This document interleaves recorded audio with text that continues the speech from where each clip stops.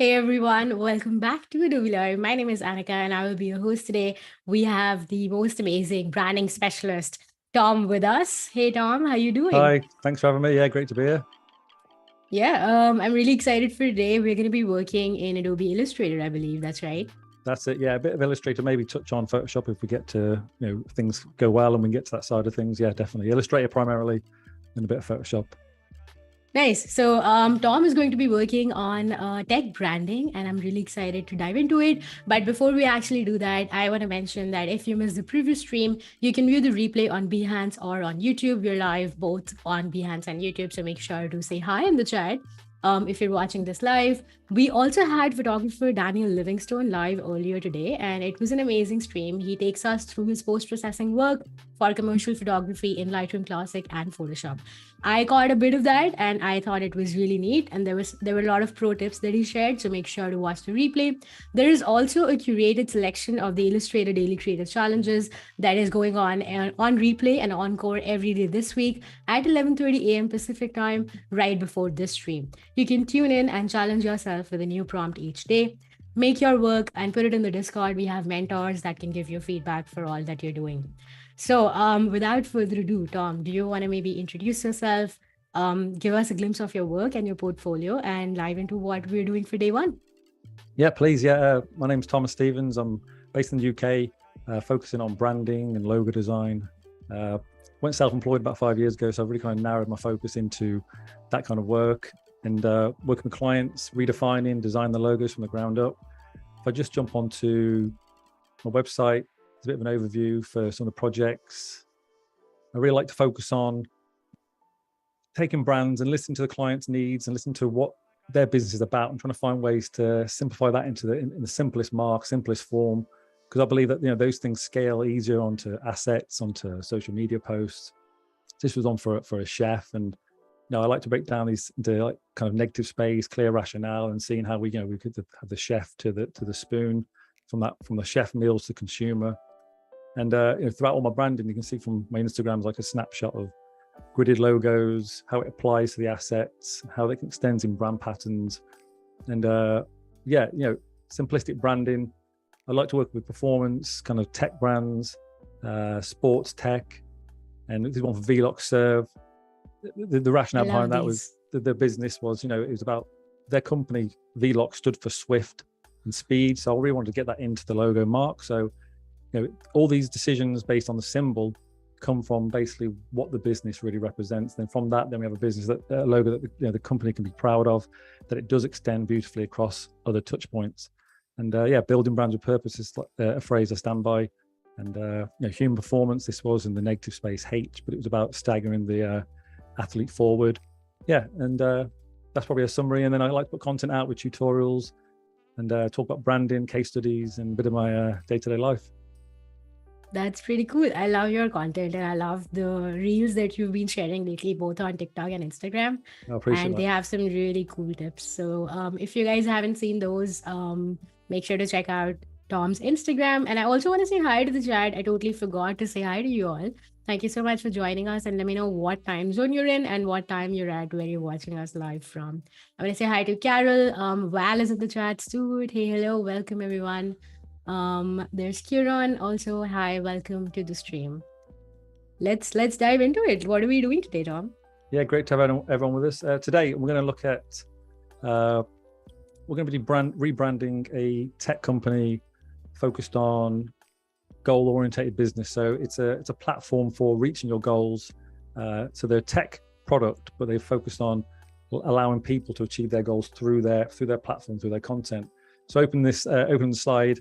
Building brands of purpose, as I just said.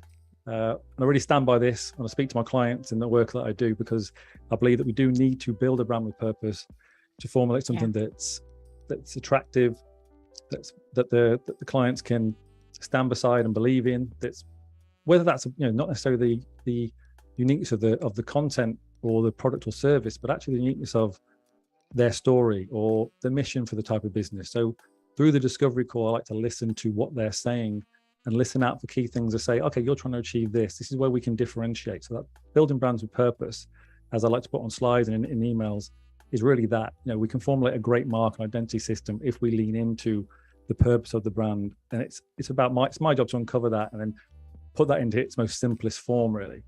And so yeah, we typically jump on a discovery call, and for this, we're going to develop a logo design and brand identity system for the company Riser. So this is a fictional brand.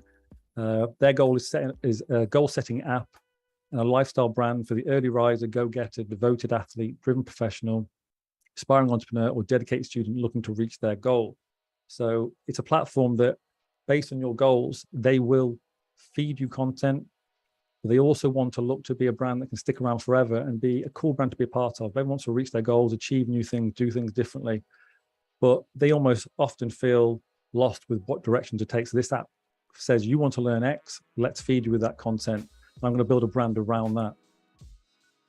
I love that. I also love the name that you chose for it because it really ties into the whole concept and also the target audience that you have.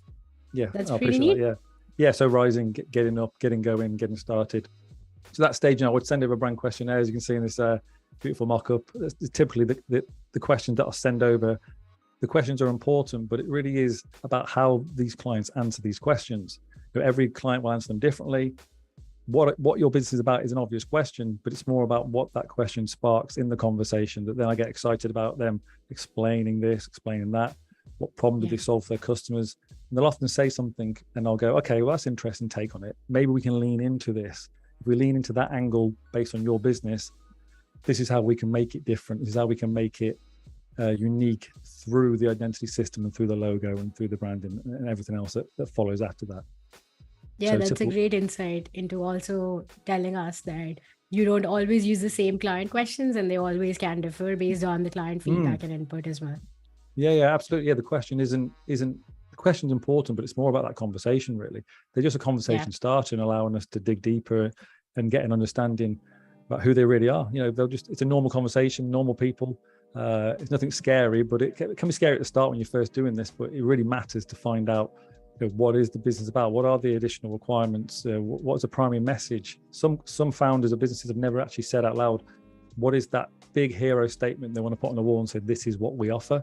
And this things I found with clients, they really enjoy this process, and it helps them, for them sometimes open their eyes and say, this is who we are actually. And now Tom's going to go away, or a brand designer if they took the same approach, to go and create an identity system that matches that or gets us to that direction. So from those questions, just to quickly jump out of this onto a Word document. This is typically the type of document I'd be sent back. So it could be in an email or a Word document. And in these questions, I might be sent back a blank document or a document with bullet points, sometimes a thorough in-depth document, but it's from that call, then I start to add to this document. And then in this document that we've got now with all the content, I like to look through each paragraph and try and pull out these interesting words that can define this business. Yeah, kind of like a mind map. Yeah, exactly. It's the initial stages, the things that start to prop up, to your first step, progress, achieving one step at a time, motivation, aspiring. That's all formulating the brand vision, the brand voice. Without even knowing it, you're starting to pull out even their unique story. It might be about one man in a room devoted to building this tech, but sometimes if it says two founders in the past, I might cling on to that story about the two founders starting the business, because that might then represent itself in the shape of the symbol, how the branding comes together. So all these stories, how the business is started, it really matters, because when we lean into what's you and what's actually you, and not a replica or a made-up story, we can actually find those unique spots, and then that obviously ultimately affects the logo design and the branding itself. I love that. Yeah. It's really important to emphasize the story. And I love that you actually do that and make brands with a purpose. I also want to say hi to more people joining us. We see Stephen, Bryant in the chat, Katerina, Stuart, Becca. Hi, welcome on in, everyone. Nice to see you. I know Stephen. Yeah, nice to have him there. Yeah. So ask questions. What words describe you, your audience? Yeah. Again, I'm just highlighting these different words. They want to be a type of company for not just for everybody that wants to solve, to reach their goal. Athletes, they want to be a lifestyle brand. They want to be for a young person who wants to go, okay, I want to learn this. Let's do this. And I'm looking at all the keywords and the problems that they're facing, and then from this information, I'll summarize some of this back into the document. So, letting those words see loud and clear, the word association, brand voice, they're supportive, energetic. This is the type of brand they want to be. Yeah. Looking at that brand purpose, again, highlighting key words. And all this now is just coming into a document where okay, I'm understanding this business a lot more, who they want to be, how they want to be seen, the type of vocabulary they're using. And again, this is going to really formulate the identity system. And so do you always, once you're done with making this document, do you share this back with your client to make sure that everything you've formulated and everything you've put together is up to their needs? Yeah, sometimes it's more of a rough summary. So like they've sent the Word document, we'll jump on a call definitely to review this. Might come back on email and say, look, this is what we're going to do. This will definitely be something that I'll formulate into the proposal once I present the identity. So it's almost like, okay, remember, this is what is why we've got to this end result. So when I showcase the branding, they're primed before it and reminded for themselves, like, this is what Tom's understood from what we want to be and who we are, type of audience we want to attract, and that's why we've got to where we are. So it's almost like a reminder. But certainly, reverting back to this is all strengthening the direction for them and helping them understand why you made the decisions you made. And again, this is what makes the branding better long term, to actually focus in on these things, because you can pull on these when you present your work and discuss the work with the client and say, look, these are the key steps we've made to get into this end result, the logo and identity. And then I also like to ask them, indirect or direct, what the type of businesses that are doing in your space that you see are like you or different to you, but they're offering the same service. So for this, it might be Creative Live or Skillshare, because they're an educational platform. But for this business, they're very goal orientated. They want to be very trendy and for a younger market, and really focused. Their product is focused on the goal and about achieving your goal, not just educating yourself. So they're going to help with that process. So from this, trying to be a lifestyle brand, we know they want to be different, but they're also going to look at what the competitors, indirect or direct, are doing. And let's look at what you like about them, what you think is working well. And they might say they're professional, clear, but they're too formal. They're consistent. And then I know what they're looking for as a business owner as well. Clear visual identity, consistent presence across social media. These are things that they care about. And then I can make sure that my identity, caters for those things that they're looking for.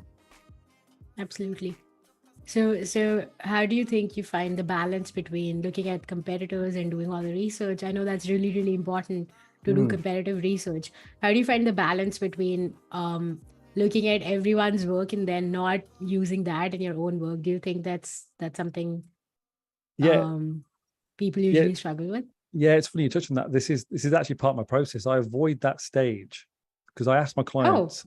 I this is actually further down in the pitch deck. It's quite funny you said that. I actually ask my clients to say, what what brands inspire you? And sometimes it's not even related to their business, but it's just something they use day to day, because clients will think differently. They go, well, I like this client, I like this product, or I like the way they do this. And that formulates an idea.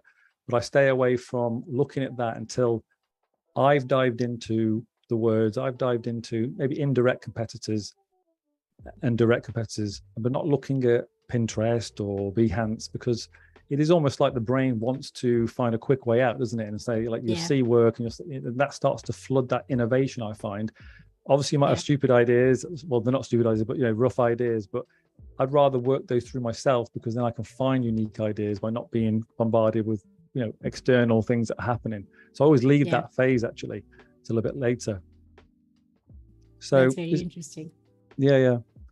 So this is taking those words now and formulating this word association map, starting with the main name of the business in the center, and just zooming in on this.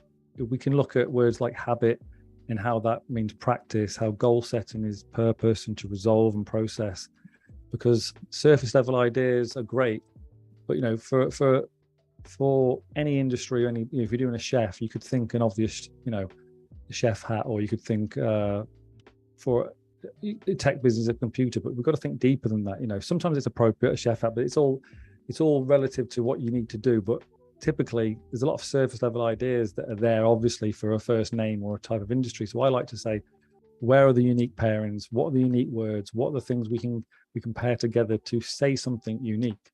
So riser is Yeah. about rising up, upwards, doing better. It's about getting up early, which for a lot of people, and chasing your dreams and getting after your goals. So going from each word progress into forward, into development to advance, from reach, direction. I'm just formulating, I'm seeing how far these words will take me until they don't make sense. And I'm seeing at what we've got to play with on this word map. That's very cool. I have a question about the word map. Is this a Yeah. mock-up or is this an actual This is a photograph? mock-up. Yeah, this is a mock-up. Yeah. I didn't get Wow, anyone around to take that photo. Yeah, that's a mock-up. that's a brilliant mock-up. Very, very Yeah, cool. it's a nice one. Almost Yeah, looks like a real, real yeah, one. yeah. And then so from that, this I like to move on to a vision board. So this is just taking the words and just Googling or using Adobe Stock or Unsplash for just to quickly see. If I typed in progress, target, focus, the more early morning sunrise, rising up, what would come up? Energy. If I type in energy, these images start to showcase, formulate almost like an image of what that person's like, the type of person that comes and uses an app like this. Someone who is goal orientated, but maybe lost and needs direction. They're working on their craft. They're a fitness athlete. They're a content creator. They're getting outdoors.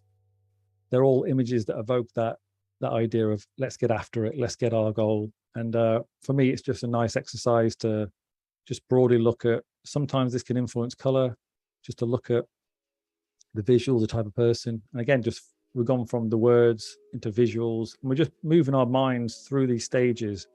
And it's all bringing these ideas to service. Because if we talk about all this process and just said grabbed a pen Yeah. to paper and said let's do a logo, let's do a brand, you're just going to start stabbing in the dark and not know whether this is right. This is really helping you formulate that mental picture in your head, and you start to say, okay, there's a guy there who's working. Is that down the line? Could that be color tones for the brand? Is this going to matter to the person like that sat on a laptop with a hoodie? Really think about the person using that product. Early morning person, would they log on to an app like this? Would they use this app? Would they use it when they're studying? Would they wear this on their clothes? Because this brand is looking to do things long term, create that lifestyle brand. So that's what this vision board is really about. That's very cool. We had a question about mockups as well. Where do you source your mockups? So the Adobe Stock, there's Envato Elements, which is a great subscription. There's a lot of free paid sites. myfreemockups.com, I think it is. Yeah, some on Behance actually. Some people are kind enough to put in a project and say, here's the link to the mockup. But they're fantastic. They really elevate the work. They allow your clients to see it. They allow you to showcase that work. Instead of a logo on a page, we're getting that logo in a dynamic business card or in a sketchbook here.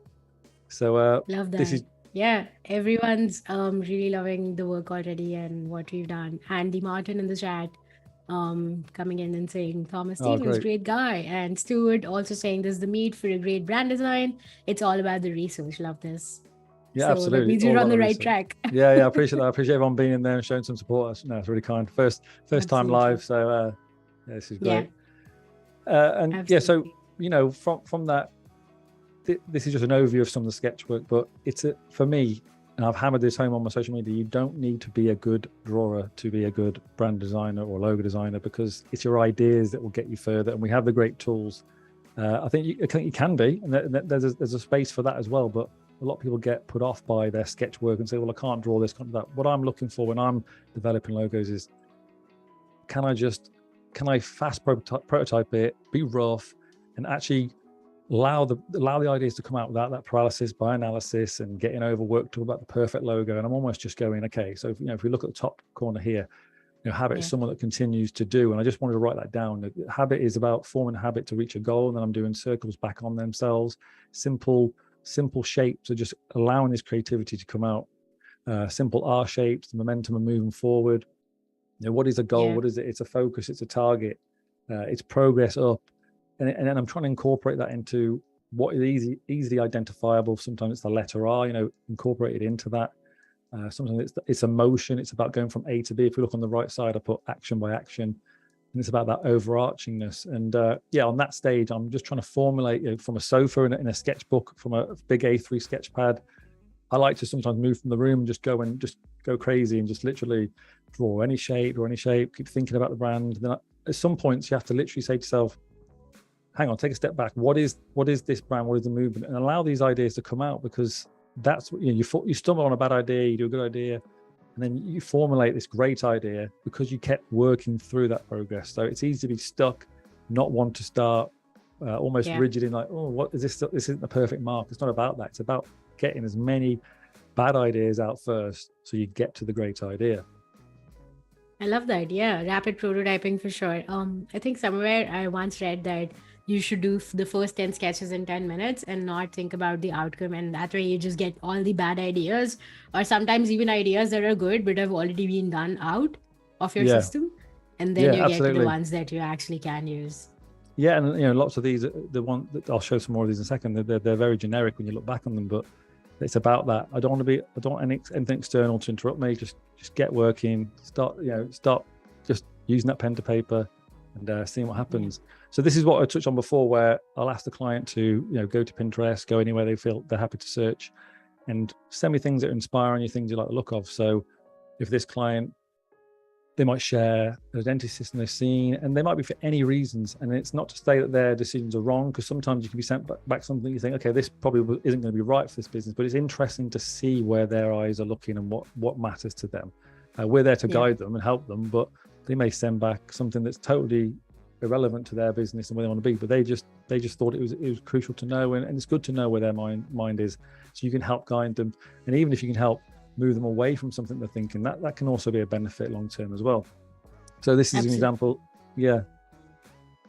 What they like or don't like, what they like and it maybe is not right, is sometimes a good way to encourage them to go a different direction. So this is just an example of the type of stuff they might send to you. A client might send a few identities, a few JPEGs, however way they feel comfortable, and that then again is allow me to look at that at a glance and go, okay, from what they like, from my sketch work, from the vision board, from the words, I can then, and who are doing similar things but we want to do different and make a stamp in the market, we can now formulate a unique identity, a unique mark moving forward. I love that. Yeah, it's not just about the same brands when you're doing comparative research, because it's not always what you want to communicate in terms of the exact logo mark, but also the values and how it's easily identified. For example, the Nike logo that you have in here speaks to the fact that it's easily identifiable and anyone can draw it in like 5 seconds. Absolutely. And so that's actually what they want from the logo. I once had a client, a tech brand actually, and I asked them the same question and they told me that they love McDonald's. And I was like, yeah, exactly. Yeah, that makes sense, because you see it anywhere and you can recognize it within a few seconds. So that's actually what they want. Yeah, absolutely. A lot of time you get clients and they're like Apple, because it's a leading brand, it's doing well, and obviously they must be doing something right. So they're basically asking you, saying, well, this is doing something right. Can we do something similar like that? Yeah. So that's almost the process leading up to when I move into Illustrator now. So we're going to launch that now. So in my canvas in Illustrator, you can see that I like to have a reminder of everything, that almost a summary of the things discussed in the original pitch deck. So it's keeping in mind about the type of brand and the brand voice they want to be, the brand purpose, keeping that target audience in mind, who it's for, the age range, motivated to be better, goal-oriented, struggles to stay on track, lacks direction, possible taglines. So this is something that seems to happen a lot with projects I do. They'll say something about the business, and I'll kind of formulate in my head like a nice catchy tagline to go with it. A lot of the businesses I work with, they've been happy to take those taglines and run with them, because they've hit the mark and they summarize their business in a nice way. I like to incorporate these in the identity system long term. So keep those in mind. Again, they also guide some of my mindset. Your progress is our focus. So as the app's purpose is really to help people's progress, and that's their focus. So that was using those words, progress and focus, in a nice short catchy tagline. Rise and grind, that's something that you can maybe splash across a social media post, and action by action, it's about taking these steps forward in your goals and reaching them. Absolutely. I know this is a fictional brand that we're working with just for Adobe Live, but ideally, if you're working with a client, do you do all of this copywriting as well, or does the client hire a copywriter to do it separately, or maybe you hire a copywriter to do it separately? Yeah, it wouldn't be in-depth copywriting, but as part of the package, I do offer to look at mission statements and taglines, inspiring Hmm. taglines to accompany the identity. You know, if that's something they want me to look at, I can do that. You know, if it's not, Yeah, they got their own in-house. That's fair enough. But I, even behind the scenes, the creativity in me, it seems to just happen anyway. I seem to get involved in it and start enjoying thinking of these taglines, because it starts to fuel that identity and gets me excited about the brand. You know, when you put that underneath the mark, it's like, okay, this is wow, this is really, you've got that mission statement that sets off the mark. So yeah, yeah, if they want to, that's yeah, I right. will, but not always. Nice. So Yeah, that also really brings everything in together and gets you in the flow of things as well. absolutely, yeah. So as I said, you know, jumping on these sketches, we do lots of little sketches and looking at what these words can be symbolized in the rawest form. Sorry, uh, looking at progress, looking even down to simple as, you know, what at the top of a mountain, reaching the top, going up. Yeah. So are these all done in a single go, or do you take breaks between doing all of these sketches? It varies. Yeah, sometimes it's all in one go. Sometimes I'm just rattling through them. I'll take a break. It's hard to know whether it's a break or not. It's just I just allow the creativity. I'll stop. Sometimes take a break. But Yeah. typically, you know, I just like to just. I'm kind of like twiddling my mind and kind of thinking, okay, I need to get this. I need to find that solution. So my mind's always hunting, and then I'm having breaks, and I'm still thinking about it. And I'll go back to it. Yeah, just keep formulating those ideas and keep thinking of what's the best way we can represent all that good stuff we talked about before in that mark. Yeah. Just simple shapes. Let's look at how this is an arrow. Is that too generic? Is that going back? What, you know, is reaching your goal about repeatedly working on yourself, uh, back and forth, going from A to B, reaching, arching over, more abstract R shape. I love that actually. I'm sorry, you shouldn't have prefaced that, but I love that when you showed it in the mock-up as well. Yeah. Very cool. How do you know when to stop, or you found the one? And how many sketches do you ever show your clients any of these sketches, or do you come up with like one or two versions of these in Illustrator and Yeah, then show them? I don't tend to show the sketch work. I do just Yeah. try and keep their focus on one identity and one logo and say, look, this is going deep, and this is backed by clear rationales. Hopefully you can see that this is where we're going. If there are any Yeah. reservations and they want to do tweaks, we can do that. But ultimately it's like depth over width. I don't provide three logos. I provide one identity that Yeah. they can guarantee is going to work. I think sometimes I found the past clients are almost A, B, and C, and they don't know which route to take. And sometimes, you know, the one approach is the solution, and you're almost doing a solution that's not as effective. That's what I Yeah. found over the time. You put your heart and soul into each product, into each design, but is one more favorable? And I'd rather just give them the one that I think is going to work, and that I believe it's going to work, than maybe one that's not going to work as well. So moving on to the sketches up here, you'll start to formulate this R-shaped symbol, more dynamic, more sports, playing around with that again. Looking at the R goes round, and you know, the R symbol for riser, but then also it's about progress and building on top of who you are and reaching that end goal. Yeah. So I like to circle some of these logos that I'm being drawn towards. And even going back to the rawest letter forms, you know, rise and shine, rise and grind, the direction of moving up towards your goals, the R shape. Yeah, all this is just allowing these ideas to flow out and get me as close to the right idea. It's so More, insightful to see all of this process, because I feel like when we're showing this to the client, or even just like thinking about it or talking about it on a daily basis, we don't actually show every single sketch. And I love yeah, that we're seeing more than 50 sketches here, which is the actual process of logo design.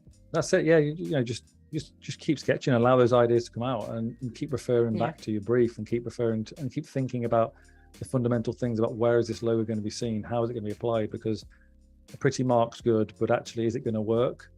So Yeah. it's got to work for the client. They've got to be excited by it based on the rationale. It's got to work on social media posts. It's got to work on clothing. It's got to actually evoke a message. It's got to be able to in a second say, look at this and go, okay, that means this certain market or this certain energy that you're trying to portray.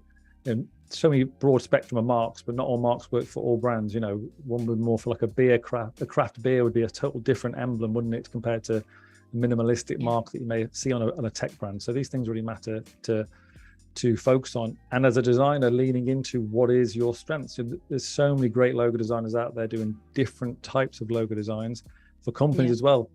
Find one that maybe is more tailored towards yours. It's interesting, and I just enjoy trying to see what's the simplest form we can create to say the biggest message, basically. I love that about your work as well, that it's very geometric, which actually brings me to Stuart's question in the chat.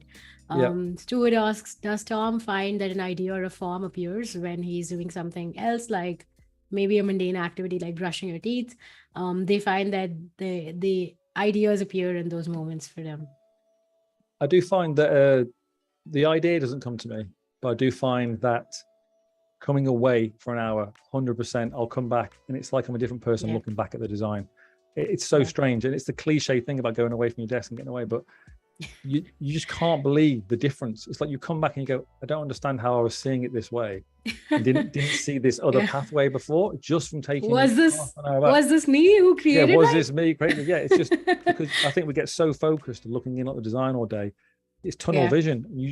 And I think the brain just defaults into saying, I've seen enough, I'm going to shut down, basically. So 100% take these breaks, and that's why if you have a good enough process and you give yourself enough time, going to sleep, waking up, you'll push forward on that brand. You'll go to sleep, wake up, you'll push forward on the brand. These projects take over weeks, and you always see something new in a better way the next day from that. So 100%. Moving on from the sketches then. So I found what it is in these sketches that is working for me and what's not working. So what I like to do is then almost do a slightly more refined version of the logo, and I use some detail pens and rulers, and just kind of not overly grid this out, but look, do I actually believe in this mark could then translate onto social media? So onto Illustrator when we're building this. So I like to write around this and annotate this to remind myself, okay, what am I saying here? And for me, I'm saying this, I think using that letter R for a company, once people get knowing of that company and using the company, they can see that and instantly go, okay, that's Riser, because then they can recall it, they can remember why it works, why they love it, and they can stamp it on other things and instantly identify with that's Riser, and that's the brand I know and love, and that's the one I work with, like many brands.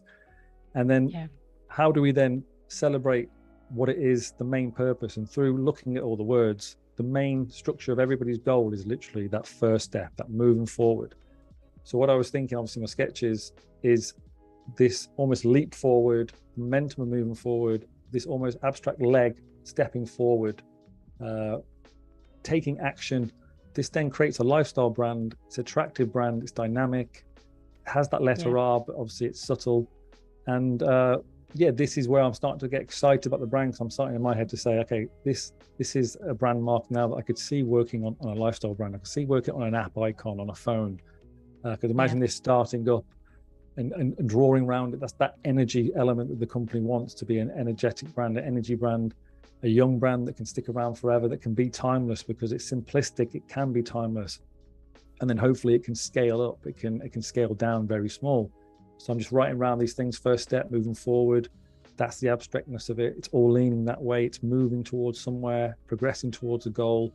They're taking action, they're springing forward. So a lot of people are looking, if they're using this app in the real world, they're looking to finally get going and get moving. So for me to have something that was more static and grounded and upright would be doing a disservice, because this is about get going. Let's move forward. Let's accelerate that goal and that progress. So that's what I'm trying to say in this mark. It's not decisions for the sake of it, much like you would see in Nike. There's a reason why there's a swoosh, because it's about the energy, about getting there, the simplicity with Apple.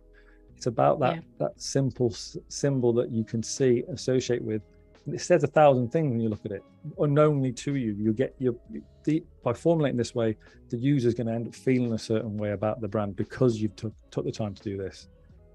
Absolutely. Yeah. I love that you're explaining everything in so much in depth, and everyone in the chat is also saying the same. Stuart, Laura, and Becca all agree that this is amazing and they love being able to hear the reasons behind these decisions. I also want to say Really that I pleased. love that you use like a grid and a ruler on traditional medium as well. Because Yeah. sometimes when we sketch out ideas, they don't actually translate to Illustrator, and then you end up Mm. getting disappointed. Um, so did you ever start with like not doing this on paper and then get disappointed and then use this in your workflow? Is that how you made this process? Absolutely. My process is completely has evolved over the years, and yeah, I'd Yeah. rush an idea in there, and you'd look back on Illustrator and go, "Why does this look, awful? This is Yeah. not what I had in my mind on paper."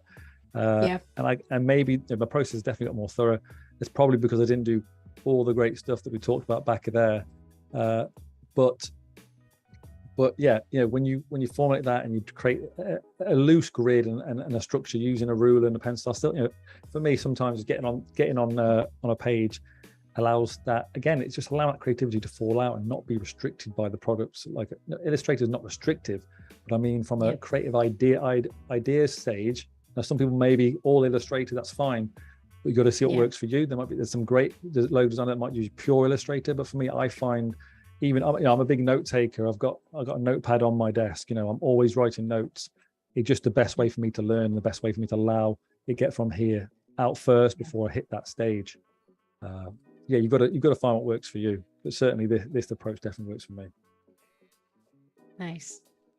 Is there any questions in the chat regarding that stage? Because I'm going to move on to start formulating, building that logo now. We do have some comments about how everyone wants to keep it simple, but sometimes as the more complex logos don't really last long. We're just having conversation about the same, that logos don't really match up when you make them in Illustrator and vectorize them. There is one question though. Do you have any resources on brand designing that you can recommend? Maybe some books or any websites that you often refer to? Yeah, logo design. Love's good with David Array. I think his books are great. Oh, yeah. Brand identity. They're just brilliant. I think they're just he's the goat of those books. I think those two books, brand identity. Yeah. David Array, I think his name is. Yeah. And they're just fantastic books. Both of those, if you read those, they're a big. There's lots of this in there, that process work that he talks about, and and I do watch from the business side of things just quickly on the side. The Future with Christo and the team are there. They're fantastic as well. And then on Behance, obviously Adobe Live. That's where some great resources and great knowledge about branding. Just keep learning every day.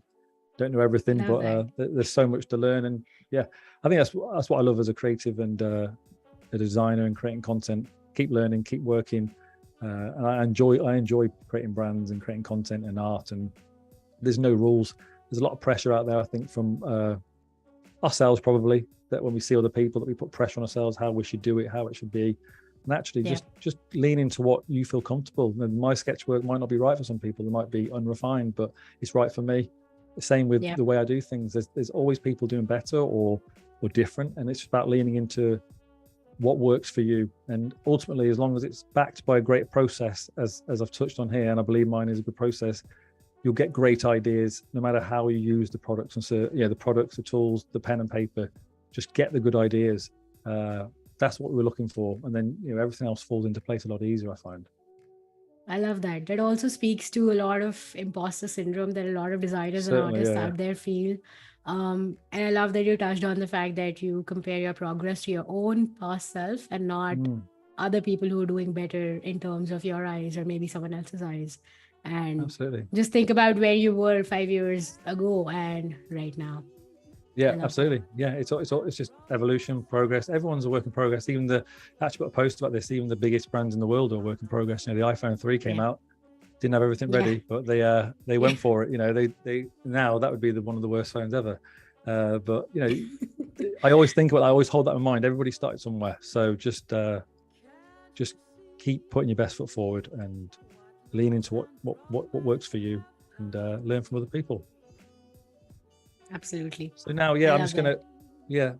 So I'm just gonna crop this logo now. So this is obviously going to be the starting block for building this symbol. Now we're going to look at how we can look at any problem areas with it. Obviously, there's going to be lots of problem areas at the start because this is just a sketch. This thing will come across. So what I like to do is press Command and then the quotation mark on Mac to put some of these nice grids on the background, and lower the opacity.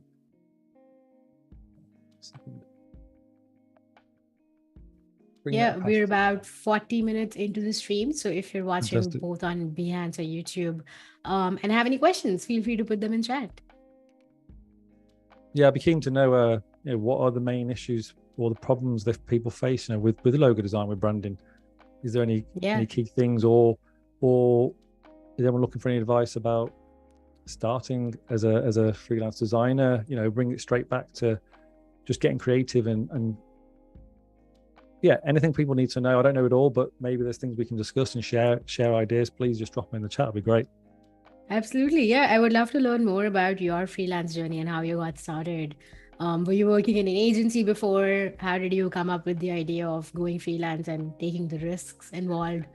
What do you feel about that? So I graduated in university in 2011 and got two positions in-house. And I was working for a publishing house, kind of traditional print, and then working for an events company in the fitness industry. And fantastic, great experience. Loved that, being in-house designer, modeling off other designers that worked in-house.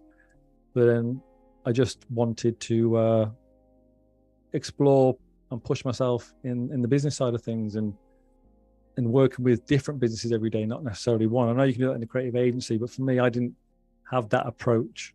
I didn't. My route didn't lead that way. I had that idea to go self-employed, having already worked in-house in a company, which was fantastic. But now it was time for me to do my own thing. So just made the decision overnight and grabbed a laptop on the kitchen table and decided to start looking for hunting down clients, basically. Not the best way to do it, but luckily it worked out. That ties into Stuart's question. Stuart says, when did you know to make the leap? When did I know? When I couldn't breathe any longer. That's basically how I see it. It has to be a point for me where it's like, this is what I want to do. There's never going to be a right time. That you can definitely, there's principles to think about in terms of saving money, making yourself safe, but everybody's journey is different, and sometimes you'll never be ready to take that leap. So sometimes it is just go for it. There's the practical way: save up, give yourself a runway, start being in contact with everybody you worked with. If they worked in HR, if they worked in marketing, everybody's somebody that knows you and can vouch for you that you're who you are, and there's already that trust element built in. So start there. Start letting everybody know that you are freelance. That's the best approach you can take. The more people know, the better. And get putting content out on LinkedIn and Instagram and the amazing TikTok now. I didn't have that when I started. But everywhere, if you can, start putting out content and letting people know. Anybody that you work with, anyone that's seen you before.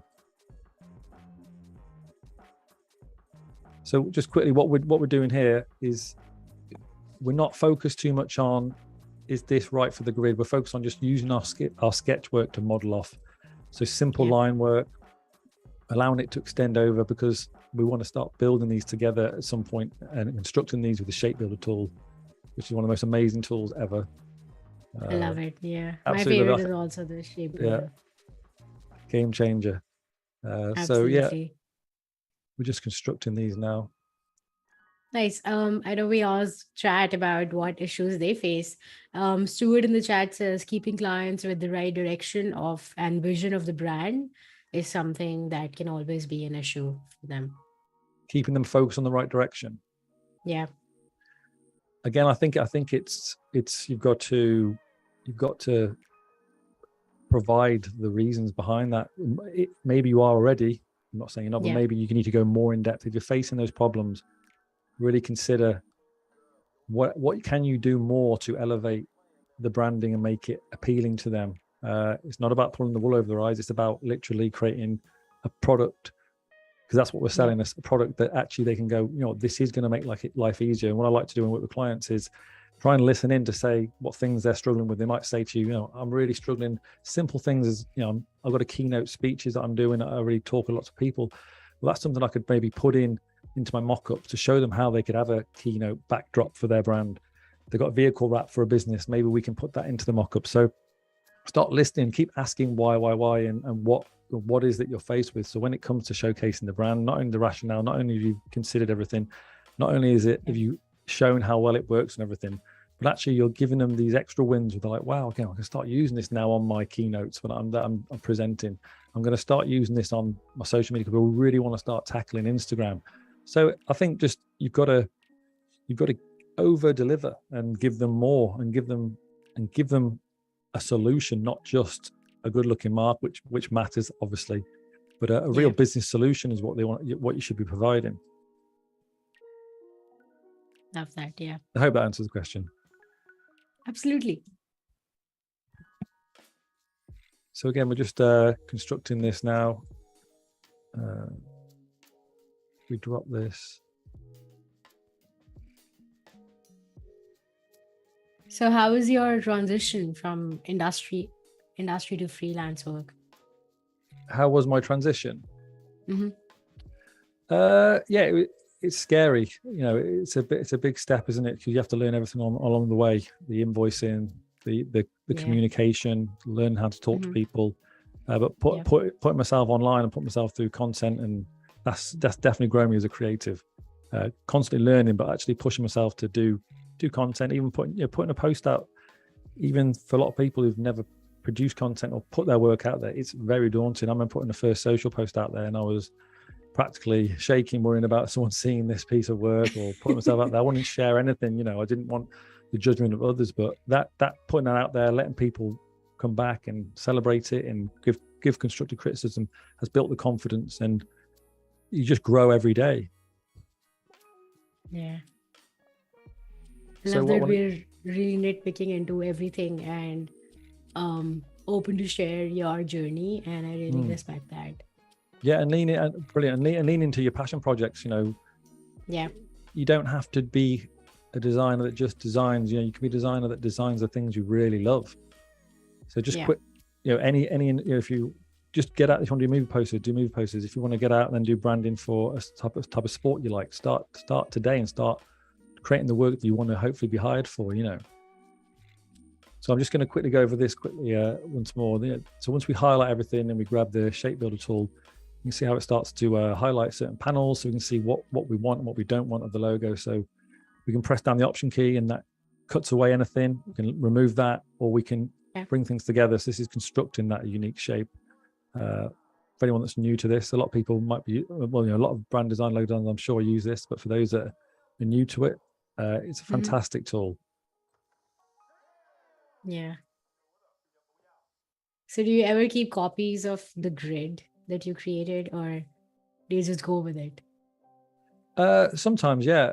I'll look at it. I like to do things in like 100 miles an hour first. So I go straight into it and go, okay, that doesn't work. Go all the way back.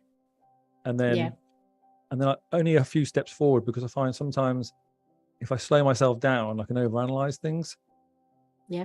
So I'm almost in the process of doing things. I'm almost figuring things out myself and going, okay, that does work. Okay, that's great. But certainly, you made a good point there. Absolutely.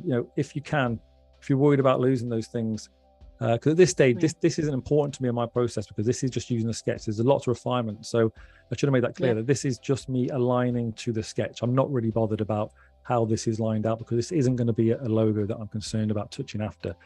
If you are in that stage where you construct it and you are unsure, definitely, Annika said the right thing there. It's save one. You don't want to lose it. But for me, I just want to get that shape out of this sketch. So back in the shape builder tool, connect it. I'm going to move on. I know I'm going to move on to a different phase now, which really builds this up, a second layer of that grid. So, it's a simplistic mark, but it takes a lot of formulating actually to get these things right and to make sure there's no roadblocks down the road. We don't come into any problems. It's going to work flipped, inverted. It's going to work different ways. So we've I hope that makes sense. That makes sense. We had a question from Mark, who was a little bit earlier. How do you deal with clients that probably are in the very early stages of their brand and don't essentially have like a vision yet? Do you how do you help them see what their brand is really about? So they have a business and they're not sure about. They have a business, they don't have a vision for the business. Yeah, Is that the they're question? really in the early stages and they don't really know what they want in terms of how the logo is supposed to look like or how they want the brand to evolve. Yeah, well, that's great. Blank canvas. You've got to guide Yeah. them. I'm just going to quickly say that I'm going to go to view, and then outline mode. This is a great way of just working with these anchors now and getting detailed view. But yeah, so it's about it's the same process. Everything for me is a conversation, and it may take more conversations. That's all that it will take. They don't need to have a vision for their business. That's what you're here to do. You need to just try and find out all the interesting things about their business, and what and how and who it's for, and if there's a way we can. Let's just go back to preview mode. And if there's a way to put those into the marks into the identity system. So it's just more questions. Keep asking why, as much as possible. Love that. So we have a few questions that I missed because you were talking, but Stephen in the chat asked, what made you focus on branding as opposed to doing other elements of design, maybe such as flyer designs or maybe working on ad campaigns? So that stuff that I realized after, great question that is, these things like flyer designs are fantastic, ad campaigns, but as a designer, we're just constructing out of the DNA already given to us. So if we can formulate identity systems and create new logos, we can influence and have better, providing we know our process and believe in our work, which we should, we can have better success in those other touch points. So these flyers and campaigns, they're there to do a job, but if the branding's wrong, or it's not having the same message and tone of voice, then they're going to fall flat. They're just going to be another flyer on the floor, So I wanted to get to a position where I was helping clients have a better vision, have more control of that vision, and then allowing that to go into my work thereafter. So and the enjoyment of it, the fulfillment of it as well was fantastic to see clients' faces go, wow, this is our brand now. This is what we're going to be working with. We're excited to get that put out there. I hope that answers the question. Yeah. So here, what I'm, again, grids shouldn't dictate, and you shouldn't let geometry dictate your design, but it should certainly be something you should explore if you're building simplistic designs, and allow it to see how far it can take you. And I like to, everything in a logo for me, it should be relationship based. So like, what's the relationship to one angle to the other angle? So if we look at this mark here, this angle goes across here. This angle now isn't aligned with that. So what I like to do is drag a copy of that across. So we need to remove. So what we found our problem quickly was a small anchor in the corner of that. So we delete that one and grab the direct tool and then angle that across there. But already now this is more dynamic. It's more in sync. It's more pleasing on the eye than before, where we have like two angles that aren't working parallel with each other. Nice. I see what you mean now by refining it and making your grid now and making it work for you. Yeah, and creating that synergy between all the angles. Yeah. So there's another anchor there that I missed. In the design, you have to go in, just remove these, angle this across.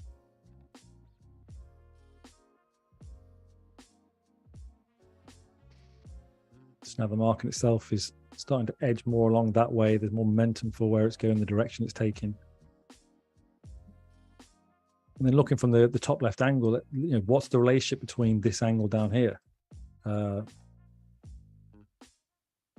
These are all things in all the logos I've done with the chef symbol, with the V-lock serve symbol, with the V and the wings. I'm looking at what that angle means to this angle, if that's next to that. And if they're just odd angles all over the place, that can work. Optically balanced, we need to look at it. We need to make sure it looks right when we look at it. Sometimes geometrically balanced logo, can actually be a problem.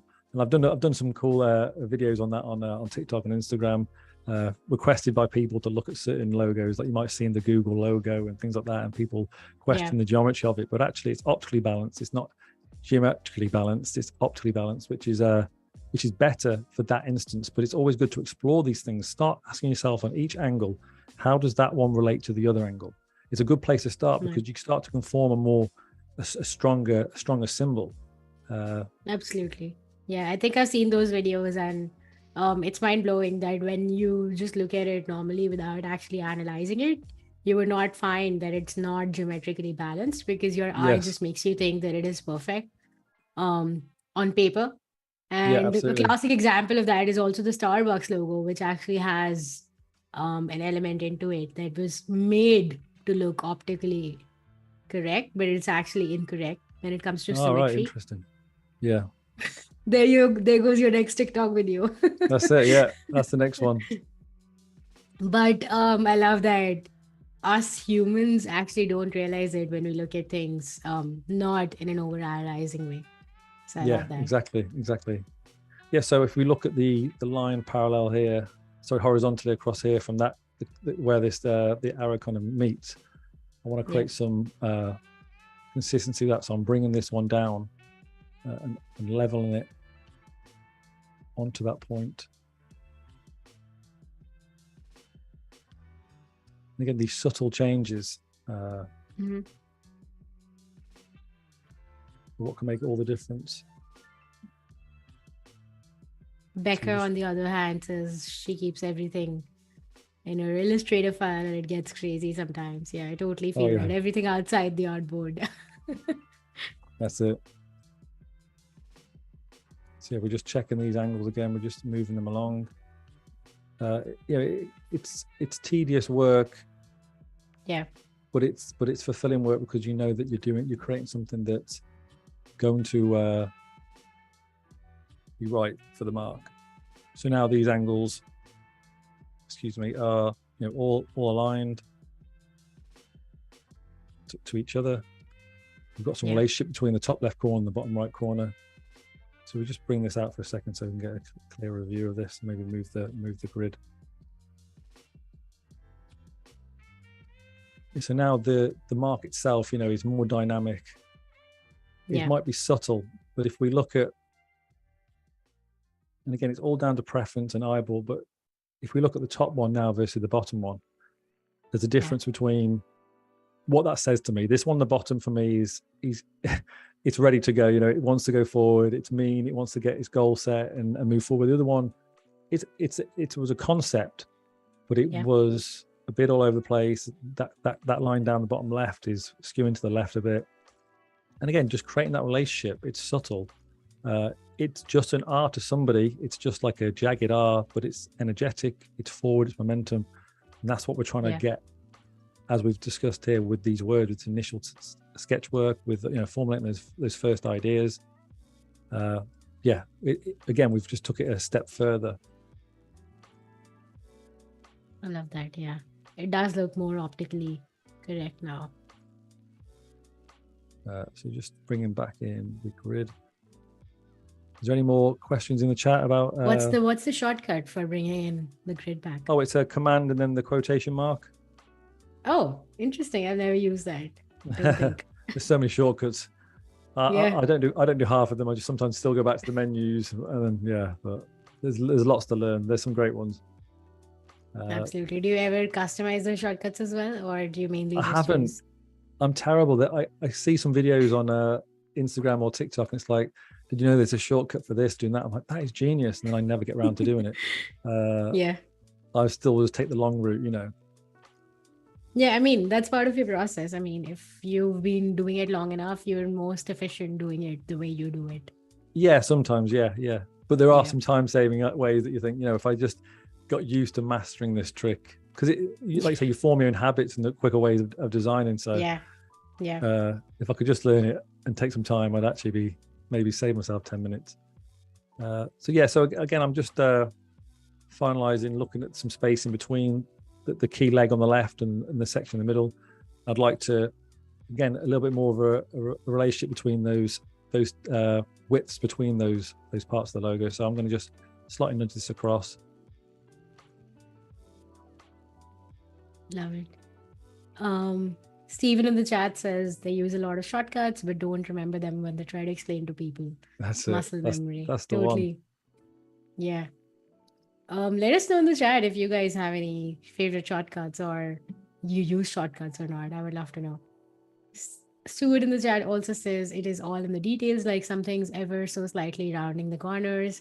Crazy how little things make all the difference. Yeah, that's absolutely. it. That's it. That's what's, this is where the time is magic spent. Happens. Yeah, it's in these small details. And again, hopefully it's still entertaining to watch.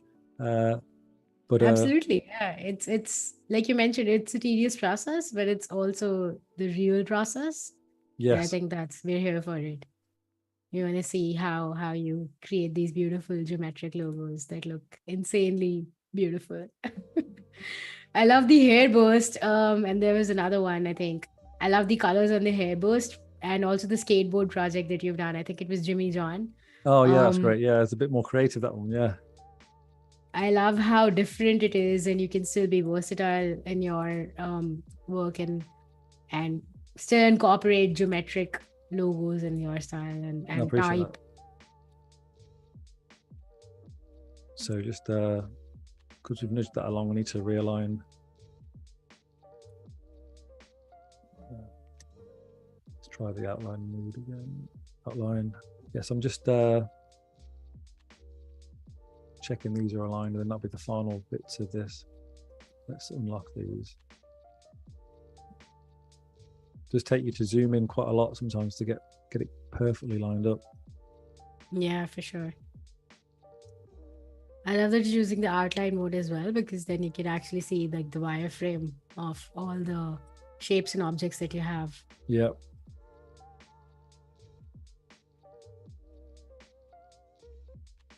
Steven in the chat says they can at least remember Shift M for the shape builder tool. Yeah. The other day I was talking to someone and I totally forgot what the shortcut was for it. I'm like, why don't you use the shape builder?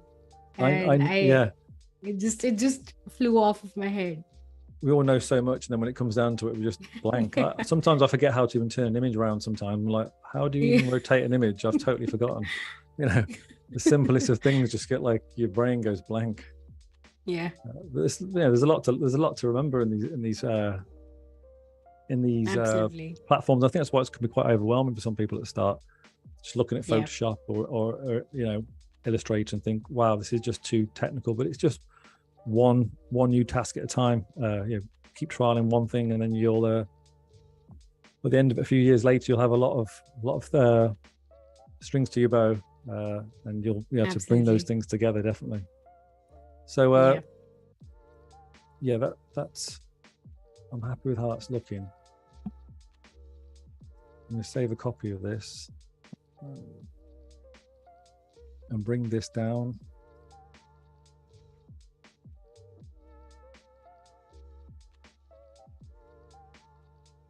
So at what point in your design process do you start adding color? When do you think about that? So firstly, just obviously looking at black and white, and even David Array in his Love Logo Design book, a lot of logo designers talk about this. Doesn't work in black and white, doesn't work. And I really believe in that as well. I'm sure you come across this yourself. Yeah. Color can certainly distort a logo design and can actually make you have false confidence in it, because color's attractive. So it's taken away from focusing on the form and how this is going to work long term. So instead, keep in black and white, look at color as far as you can get, where you say, okay, this logo great, the type looks great with it, and now let's implement color. Yeah. And just looking at this, the mark, I think it would be, I feel like it needs to be more grounded, as it's somebody leaping forward. It doesn't need to depict a real person, legs and everything, but I feel like if we can't back it up by something, let's look at other options. So it's funny you mentioned that, because I was just going to say it almost looks like a person running in the left direction, yeah, with that's one of it. their Yeah, legs up and one just like rushing towards, just yeah, going. yeah, going into that in the right direction. And that's Yeah. the goal. That's what I'm trying to achieve. That's from this Yeah. mood board. You know, people leaping, people taking that first step, Yeah. getting going. That energy. In that, this was literally typing in the word energy brought up this lightning bolt, and it wasn't to say that let's make it a lightning bolt, but it's funny when you lean into these qualities like momentum, speed, moving forward, that you'd create something that's dynamic, edgy, evokes energy and speed, because that's what you're trying to say. If this was too curvy and upright and just sat there, it'd be like, well, this isn't a brand that's moving you forward. This isn't energy. This isn't dynamic. So, you know, this is what's kind of bringing all these qualities out to these simple marks. So I feel like I'm gonna it needed grounding in terms of setting off that mark from, you know, if you imagine setting off a goal. I feel like at the moment with its point, it's a little bit too electric. So I'm pretty happy with that. So now it's where I start to look at, okay, let's just double check this mark is going to be good to use. Good in black and white as well. Yeah, just starting to help my mind go a few steps ahead. And it's what I like to do. Is almost not final mock-ups. You know, that's some great stuff that we do in day two, and looking how this brand can really extend across different assets like business cards or a web banner or a social post. But we do want to certainly look at how it can work in some ways in different colors, in different alternate inverted colors or different shapes or upside down. Yeah. Accompanied by text. So it's just allowing us to see, okay, this is working. What would an outline version look like? Could this outline version work for something else? That's what I see with a lot of brands I've done before, even with VLOX, with the V. You know, we outline this mark, and that mark can then extend onto other assets in the future. So what I like to do is create an outline mode. Sorry, not outline mode, create an outline stroke of the logo, up this weight slightly. And then once we have that mark, you know, we could play around with different weights. This is something we could also look at later if we want to implement a mark like this. But these could all work for the brand. They're inverted, it's still on brand, it's still the shape of the brand. It's just how we use them moving forward in different marketing. Yeah.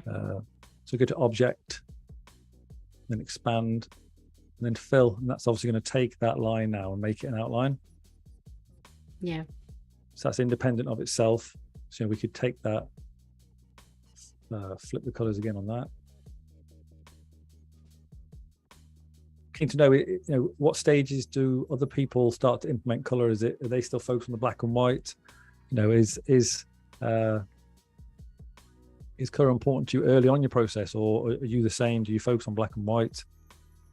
Yeah, let us know, chat. For me, I think I am the same as you. I also try to focus on black and white first. Just to see if it's working, and then move on to color. And essentially only move on to with, like, once I've finalized because I present more than one concept. I present like 2 concepts to the client. Okay, yeah, great. Once I have that logged in, that's when I actually move into color. I don't move into color in the first iteration at all. Is that something you ask if they want 2 concepts, or do you just as a standard offer 2 concepts? I do ask it most times, and clients do usually want more than one concept, and so sometimes I don't offer more than one concept as well, depending on how the vision is and how I feel about the brand. And if I have a solid idea, I would only present with one concept. Sure. So as to not confuse the client as well, because as a designer, it is also my job to make sure that the brand in the end is working. So it's not just designing the logo, it is also thinking about all the other aspects that go with it. So sure. Totally depends on, I've been asked to make, you know, more than one at times, and, you know, I'll do that if that's something, if that's a need, and I can factor that in. Absolutely. Yeah, Steven in the chat also says they do the same. Check if it works black and white and do color until the end. And Stuart also agrees, color at the end. That's great. I appreciate everyone sticking around in the chat and going through this process. Absolutely. Steven also says on average, they normally do 3 as a base, but maybe that's too much choice for some clients. Yeah, I think 3 might be a bit too much. Sometimes when you don't really get to explain your choices and why you made those 3 concepts, it can tend to confuse clients because they've come to you because you're the professional and you do this enough to know which one's going to work for them. And if you can't justify those choices, I feel like they would tend to say, hey, maybe mix up 3 and 2 and make 1 out of it.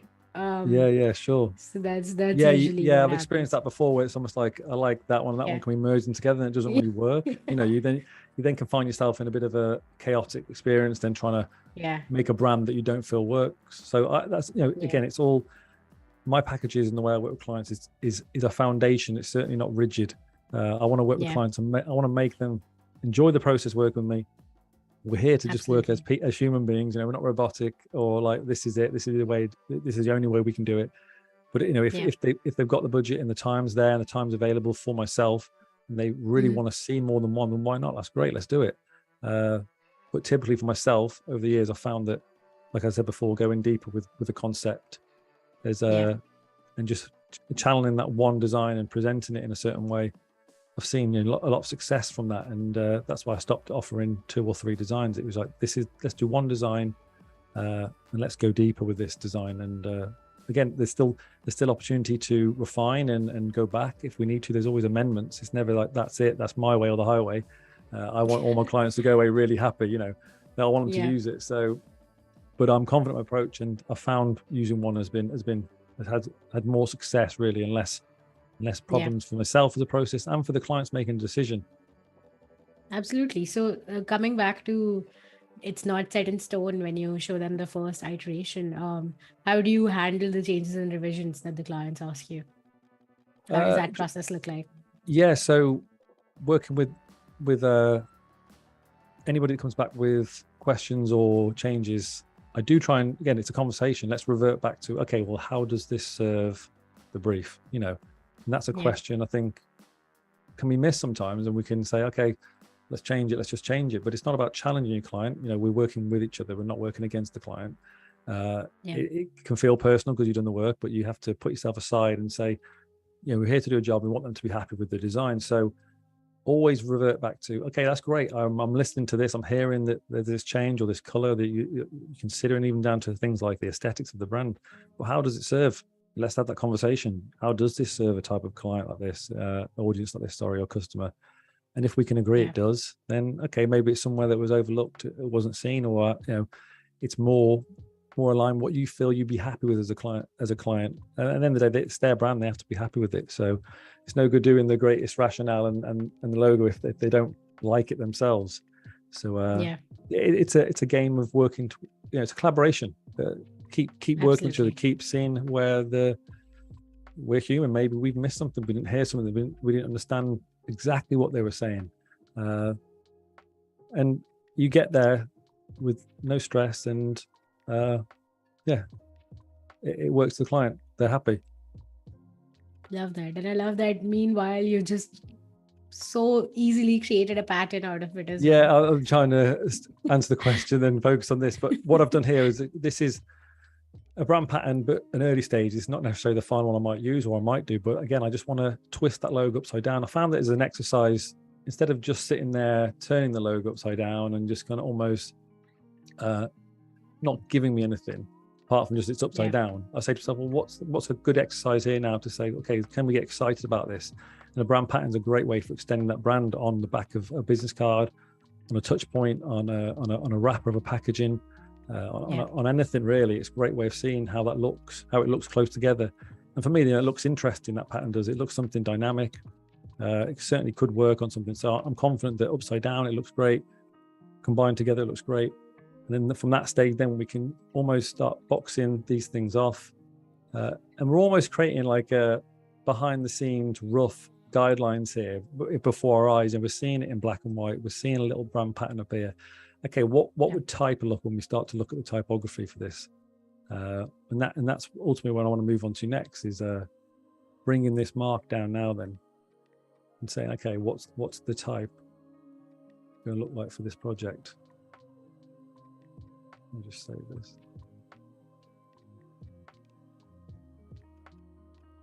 I love that. Yeah, Becca in this chat also had a question with the Yes, same please. idea about what about clients that want a bunch of ideas to choose from. I ran into that a lot. I think we touched on that a little bit already when you mentioned that you do think about that and also incorporate it in your process if the clients really want it. But happy to add on to if you have anything else. Just again, as I repeat, say, just work with your clients. If that's something they need, then let's work towards it. Just be human and let's just chat it out. And let's say, maybe it's about you saying, well, look, I have a process like this. They're not aware of the way that you work, and through your case studies or your personal projects, you can reassure that they don't need another option if that's something you want to. You're confident that's the way you want to work as a designer. Just communicate, over communicate. Nothing's just, again, these processes of should you have 3 logos or 2, it's so unique to yourself. There's not a one size fits all. There's so many creative designers and brand designers doing it in 1,000 ways, really. There's an overall kind of way we work. We all work in Illustrator. We're all looking at fonts. We're all creating grids, or we're using textures. But ultimately, lean into your way, talk to the client, help them, guide them, and just hopefully come to an agreement that everybody's happy with. Yeah, that's perfect. Great advice. So for now, I'm literally just throwing type into this now and asking myself, okay, what do these all mean in relation to the mark? Yeah.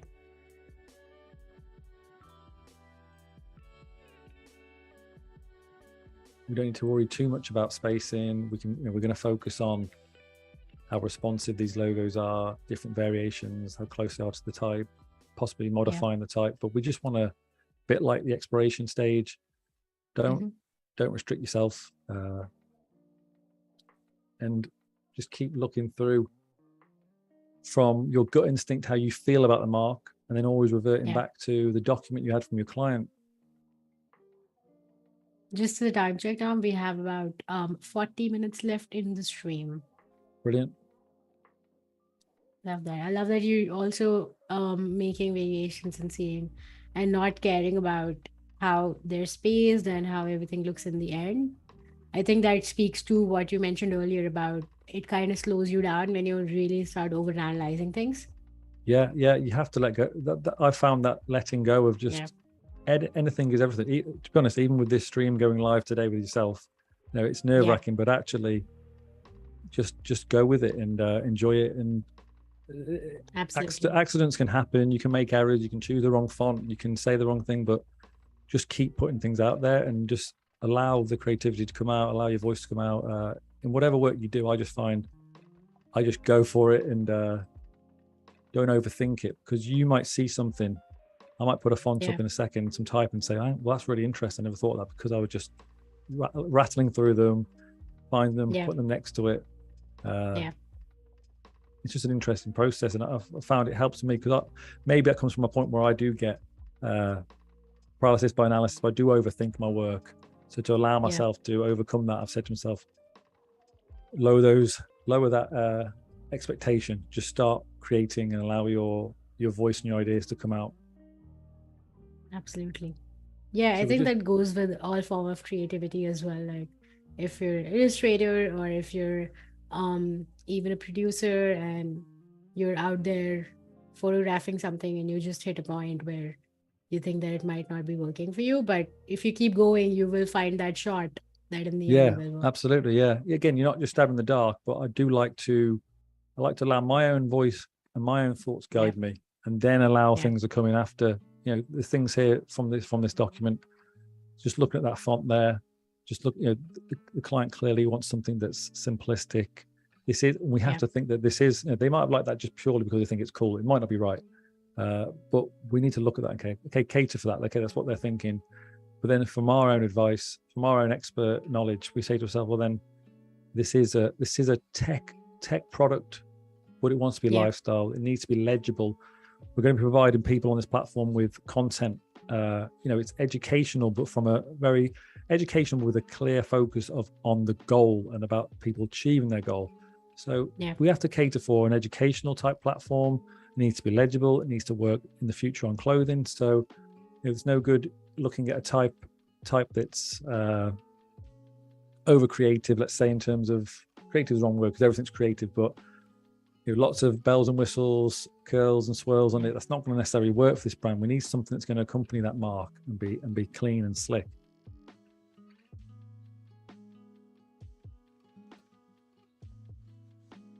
I love that. Stuart in the chat saying middle font is nice. I think they mean the third one from top in the first column.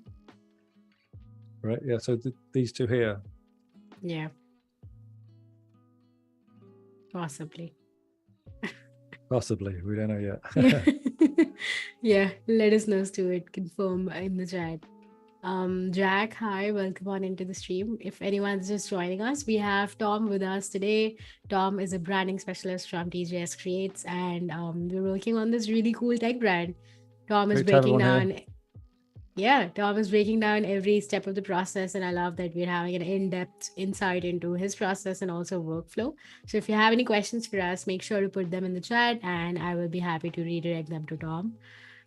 Clever does have a question in the chat. Clever is asking, how do you assess and avoid pitfalls of logo interpretation? Like if your logo looks like something completely different from what you intended it to be, do you put it in front of an audience such as kids or maybe someone who would not have a preset notion about what it could be? Yeah, absolutely. Yeah, ask family members. So you have to be careful because their knowledge and their understanding may not be as good as yours, and you won't have the time to guide them through it.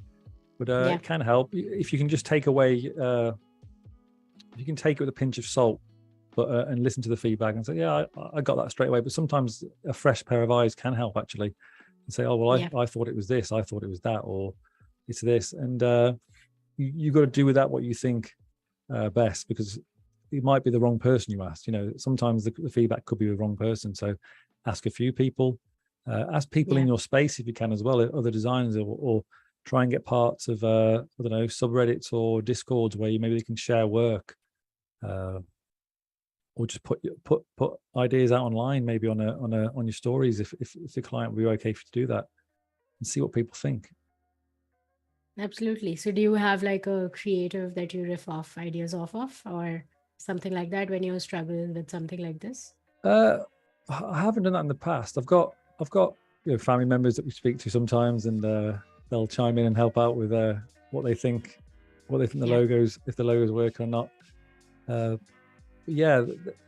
Typically I'm on my own. I'm working remotely on my own, so it's all up to me to basically decide whether it's right or wrong. But maybe I should probably take my own advice sometimes and maybe jump into a forum or something and get people's opinion. It'd be good. I'd love to be probably more linked up with more designers online, definitely. Yeah, for sure. So we're just looking. Great question, Clever, by the way. Yeah, I really appreciate everyone being joining us in the chat and sticking around for this. Absolutely. Anyone from in the UK as well? It's late, so really appreciate it. Oh yeah, it is late. It's about 9:30. Yeah, come to 9:30 now. Yeah, thank you everyone for joining us. We have a worldwide community here and really appreciate everyone joining at like odd hours of the day and night. But I love that we have a platform here where we can talk freely about our struggles, our successes and failures, and what we've learned from them, and how, and at the same time even show how you do things. So I love that. Yeah, absolutely. Yeah, learn off each other. It's the best. Yeah. Stuart is also in the UK, and Stuart says plenty of us about. Appreciate you, Stuart. Really do. Yeah, for sure. Thanks for being here, everyone. And Stephen, I think is that Stephen? I think I know Stephen. Stephen Bryant in the Yeah, chat. that's Stephen. No, I really appreciate Stephen sticking around. He's Love it. always gives my work the thumbs up on LinkedIn and says how well I'm doing, encouraging my work. So yeah, everyone should check out Stephen actually on LinkedIn. Absolutely. He has his own children's books, he does animations. He's a great designer. So yeah, definitely check him out on check out his work and Sure. on LinkedIn if you can maybe fire up a link or something later down the line, or if people want to reach out to me and say where's Stephen's stuff, I don't mind passing it that way. For sure, yeah. There's Make sure to great look at children's books. Stephen's work. Yeah, if you're in the chat on Behance, you can actually click on Stephen's icon in the chat and take a look at their Oh, work. perfect. That's great. Love it. Shout out to Stephen. So where are you based in UK? In Shropshire, about 30 minutes from Birmingham. So nowhere near Birmingham, but I'm in a little town in Shropshire. Lots of countryside around here. Do you think your location contributes to finding clients, or how do you maneuver that? No. All of my content that I put out has really got me to where I've got with the clients I work with. Clients all over the world, clients in different countries. Lots in the UK, obviously, because I'm at UK time and people can see I'm UK. And a lot of people do like that trusted element that for them, they might think, okay, it's a guy in our time zone, he's in the UK, he's far, he's accessible, that's great. So I found a lot of strength, obviously, being from the UK and getting UK clients, but I've had clients in Australia, I've had clients in America. So with the internet now, it's just, it's insane, really. There's just, there's no limit. Love that. So how would you say clients find you or you find clients? How does that work out in your process? Yeah, so that has been through my content, literally through my content. Yeah. Early stage, as I said, reaching out to people that I knew before. I had some really great people from my past jobs that were kind enough to refer me. And say, Tommy, look, I know you're freelance now. Let's start with some flyer work, banner work. And that kickstarted the process. I used to reach out on LinkedIn to different companies. From the fitness industry, I started to reach out to other companies in the fitness sector and then, say, look, I'm self-employed now.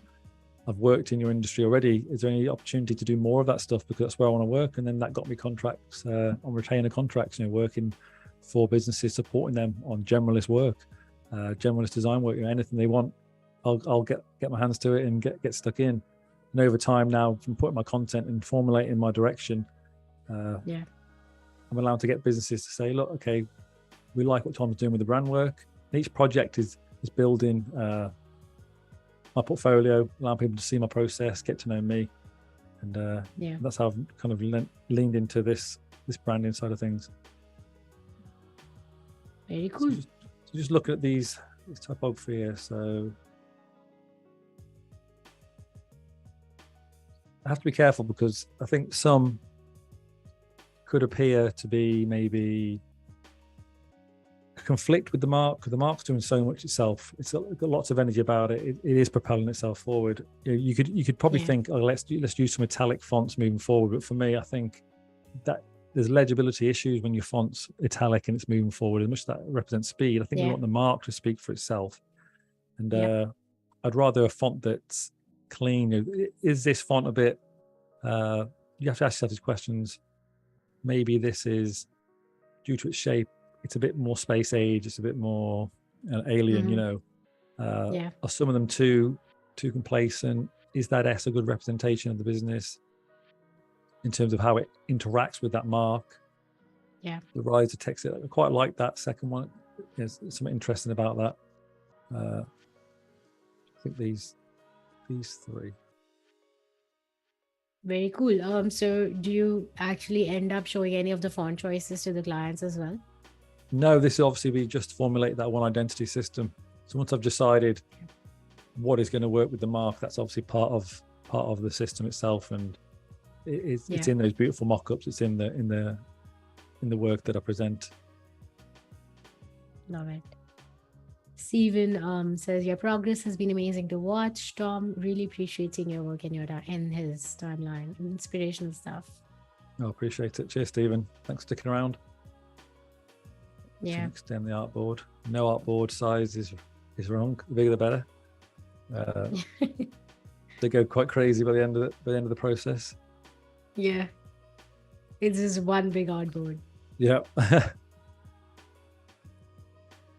So what I'd like to do is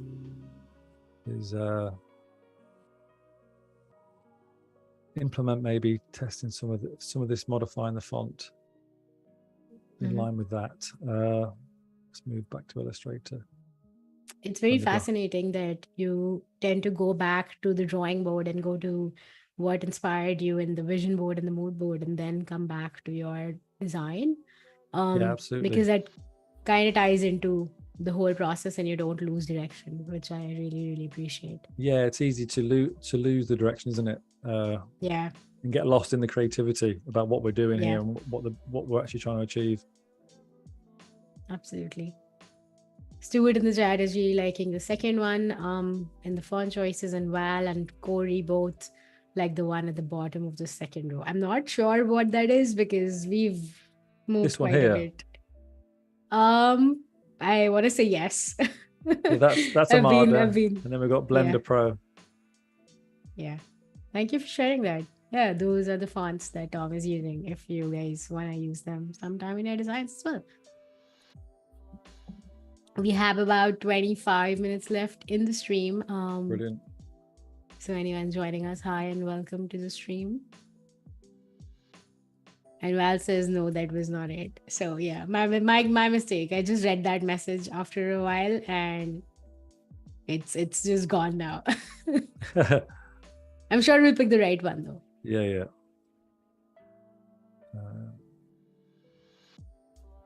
Another thing to look at as well, I've just had a thought then, is with the direct selection tool, these little anchors start to come up here, and if you start to click on one corner, you have a little marker appear there, so you have real control then to take your shape and start to manipulate it in different ways. So you can go down to here, start to curve that corner.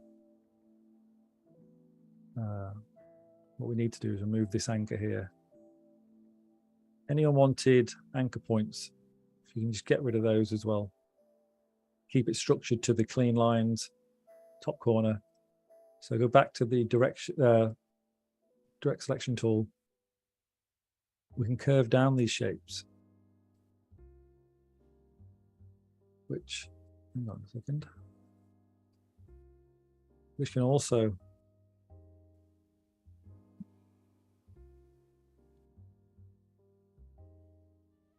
influence the look and feel of the mark.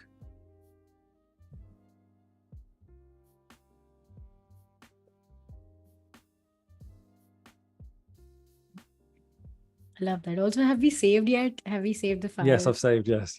Okay. Yeah. Okay, cool. That makes sense.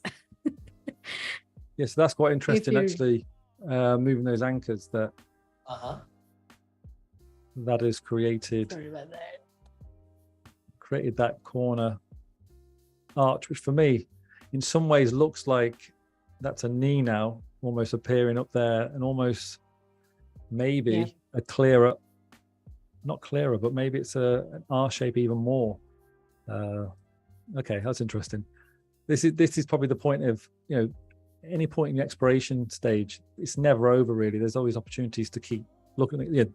There's a longer process when you're working with a client. You come back for weeks, but in the moment when you're moving shapes and working with the corners, anything can happen like that, where you've put that arch on the front of it, and you go to yourself, okay, well, I wasn't expecting to do that. It wasn't part of the plan, but let's look at it. Let's question whether this could be a viable direction as well.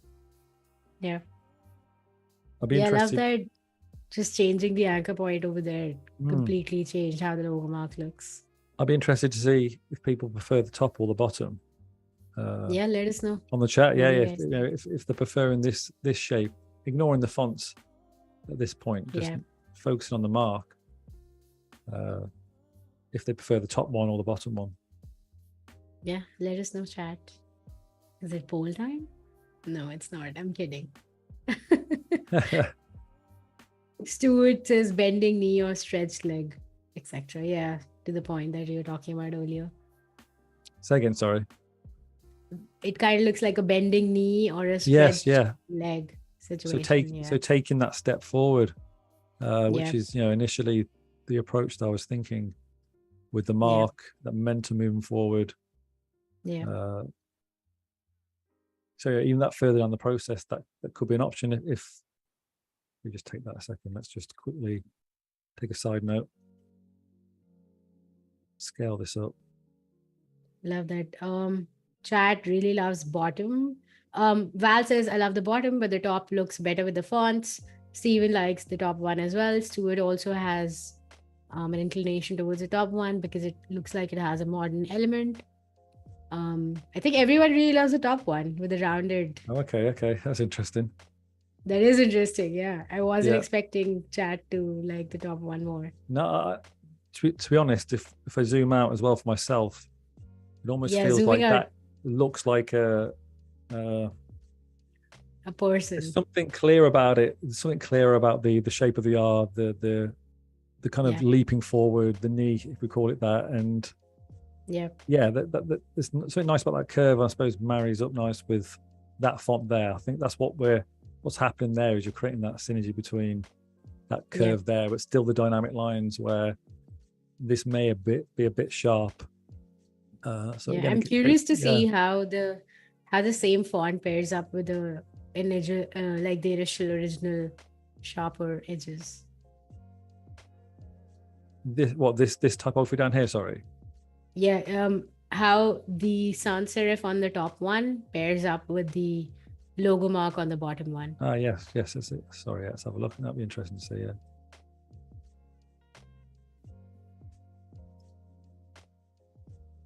Funny how that's working. Still like the top one better. I also like the top one better. Yeah, I do as well. If I pull that away from it a second, I just feel like it looks, like it comes together more. I just feel like Yeah. that's so sharp actually that this little nudge on the Yeah. corner. Yeah, there we go. A fluke edit, but this is what happens. It's not a fluke. It's part of the process. Absolutely. Yeah. You make you It is. yeah. Go ahead, please. Yeah. No, carry on. That's fine. I was just saying that it is the fact where we're not geometrically aligning and optically aligning stuff. Say again. Sorry. I'm just saying that this is the part where not everything is perfect in like on paper Yes, and exactly. Yeah, exactly. it's Yeah. optically aligned. Yeah, and just keep keep testing and trialing and looking what works, what doesn't. Nothing's ever finished. Nothing's ever finished. We can always dive back in and Absolutely.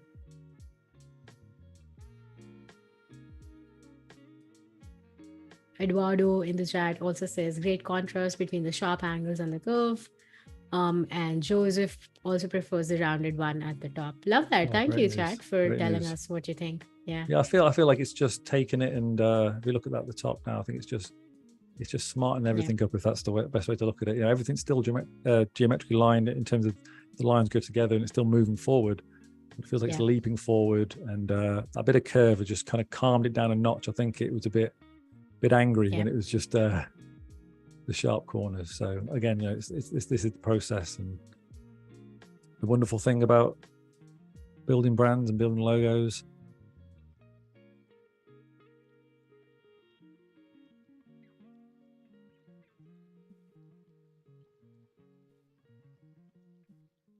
So this is something I do with a lot of the client work. Again, it has to cater for this type of brand. Today on this stream, I wanted to lean into a type of brand that I would like to do. Of course, these are the type of businesses I'd love to brand for: the tech, the simplistic, the minimal. This is why I've tried to work with brands like that, because it's the type of stuff I like to do. But this font here, much like when we created the mark, again, I feel like things to modify it can create a better relationship with the symbol. So we've got just a font. There's a fine line between, okay, how much do we modify this font now so it's not legible and it's too creative that it distracts from the mark, but how can we create a bit of character so it brings in feels part of the same family. So what I like to do is just roughly mock out popping out elements of the text, taking away as much as we can to see what we can get away with before we start losing the legibility of the words. Yeah. But actually, can we talk about what the brand is a little bit more again for people who are just joining us or may have missed like the first part of the stream? Yeah. So the brand, what the brand's about that we're working for. Yeah. Yeah. So this brand Riser, they're a tech company from the roots, but obviously they created this tech, which is a platform for people that are focused on reaching their goals. So much like educational platforms like Skillshare and that, this one is about motivating and inspiring individuals to come online through the app, through the website, through the community of people and say, this is my goal, this is my routine. And this app will then feed them through the content they need to reach that goal. So it's Riser for the people that want to rise in the morning to reach their goal, to aspire to be better. So you could go in there and type in, now I'm looking to learn this language, and this will feed in this type of content to you in bite sizes that are possible for you to digest to reach that goal. So instead of just an educational platform, look at that space. When I was formulating the brief, obviously it's fictional brief, it's looking at, okay, what can we do different in that space? How can we bring a bit of lifestyle, like a sports brand-esque attractive brand to that kind of normal traditional educational side, really flip it on its head, and let's focus on something that's focused on the goal, reaching your goal, and inspiring people to get on this app and ultimately get the results they need. Love that. Yeah, thank you for telling us again. We have a couple of questions in chat that I'm going to get to really quickly. Joseph in the chat is wondering if you find your one sec. So do you ever bring your fitness design background into the more corporate clients you get, and does that help you make them a little bit more edgy? I wouldn't say that job obviously didn't involve as much branding. As I've learned in my later years, it was more day-to-day stuff. But certainly, if I can work in that performance, fitness, goal motivated, inspirational for myself, being selfish, it's interesting. But I suppose those qualities can help those, let's say, maybe more mundane services or products stand out better, and it brings some life to it. Much like Velox, it's a server company, but we managed to make it really exciting. People wanted a place people could really have their data secure, but have a brand that, okay, this is way different to what we normally see in the data space. It's normally maybe sometimes more clinical than more serious, where this is a bit more exciting, using that color, the pink colors. So certainly maybe it has affected it. But I think for me, that's what good branding should be. It should ultimately disrupt that space slightly, not to the point where it alienates people and they don't want to be a part of it, but certainly, do something different. Nice. Would you like any recommendations from chat? There is one that I see from Stuart.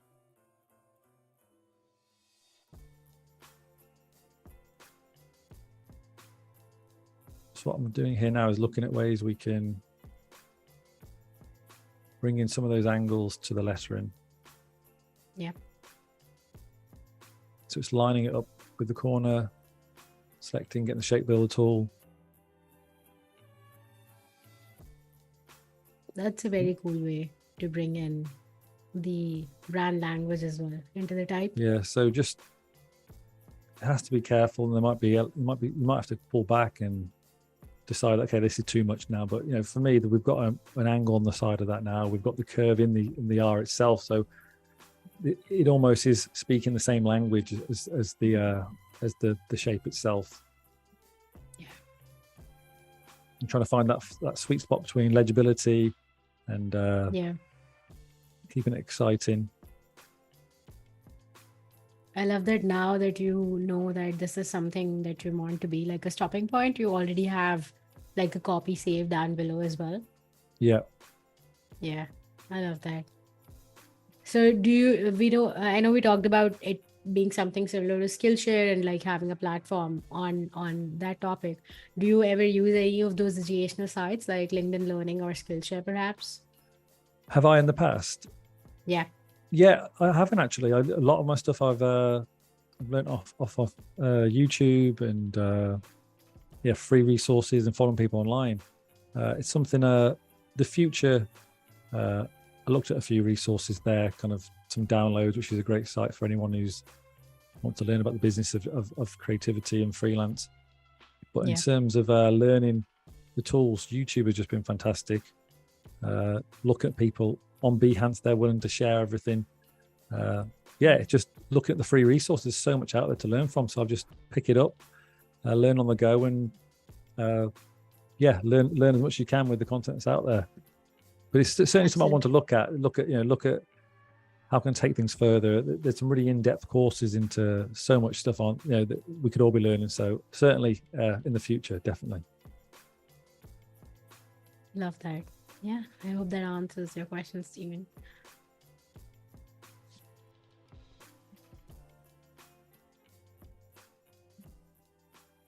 We're in the last about 13 minutes, 12 minutes of the stream. We're running out of time here, but no, I think we're doing great. We're doing all right, we covered so much. Yeah, we covered so much about the research process, the sketching process, all the phases. I love that we incorporate all the questions, and you're also designing live. So I know. Yeah, I don't know how you're doing it. It's a first for me. I've never designed and talked at the camera and at the same time. So I don't think this is the first stream. It doesn't seem like it. You're doing great. Oh, fantastic! Thank you. And yeah, thanks for being a great host as well. You've been brilliant. Oh, for sure. I appreciate that. Yeah. I love that everyone in the chat is also really conversing with us and being part of the conversation. I think that's what it's all about in the end. And Absolutely. We've been talking that all throughout the stream, that it's all about talking and communicating and putting your work out there. So I guess this does tie into the whole idea of the stream as well. Absolutely. So ungrouping these, we can obviously replicate this for the end.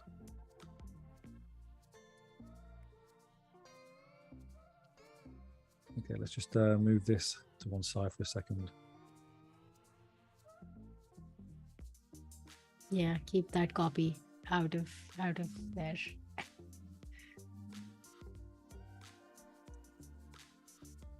So we need to look at, we need to look at refining some final touches, whether we do that at the start of the next stream. But the day two, there really is going to be let's see in this brand in action now and how we can bring it to life. And this is just a mark and some text on a page right now. It's taking a lot of constructing, but now we're happy with that. We're going to, on the next stream, really look at, okay, how is this going to extend across different assets? How's it going to work on social?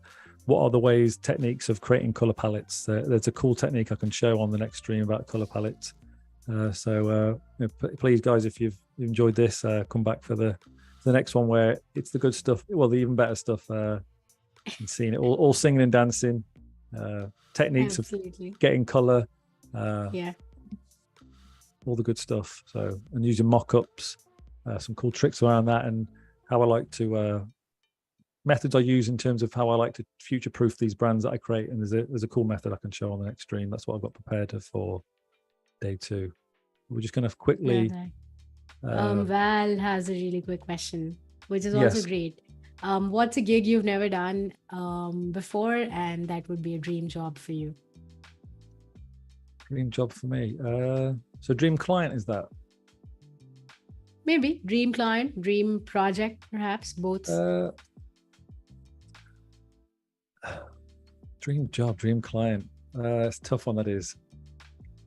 It's that is a tough one. Yeah, it's really tough because every.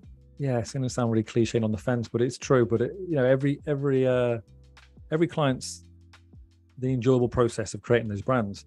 So as long as I'm working with a client I want to work with and they're great and I can get the process, I'm happy to rebrand for anything.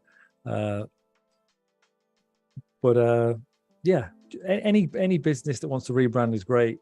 Dream clients, I haven't really thought about myself. Maybe. I'm not going to really rebrand someone like Nike or the big companies, but certainly it would be great to work with some big names and big companies like that. I've worked with some along the way, but the big names are always great to get a step indoors and see what it's like behind under the hood, at these places.